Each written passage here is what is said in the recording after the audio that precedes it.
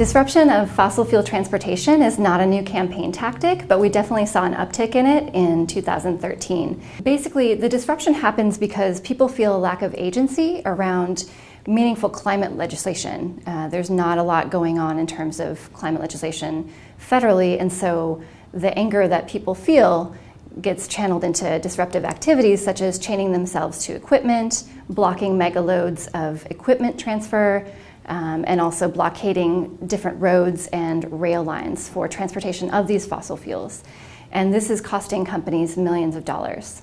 In July, there was a train derailment in Quebec that killed dozens of people and injured hundreds of people, and this added flames to the campaign fires around disruption. Another thing that we saw in 2013 that really sprung up first in the activist sphere, but then actually bled over into investment circles and now is almost in the mainstream media, is the divestment movement.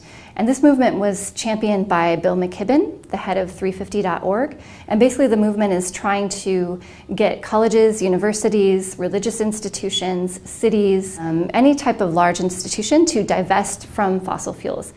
McKibben made the corollary of these types of campaigns to apartheid campaigns that were actually successful and started the same way with the university circuit. The funding for these types of campaigns has definitely not flagged throughout 2013. Foundations prefer to fund campaigns that are successful, and the disruptive techniques have been largely successful at raising the public's awareness about the dangers of fossil fuel usage. And we predict that that will actually continue throughout 2014. Future 500 will be working on building bridges between activist stakeholders and companies, and we definitely advocate that companies do all they can to strengthen and build relationships among these activists in order to mitigate risk and to help further collaborative relationships.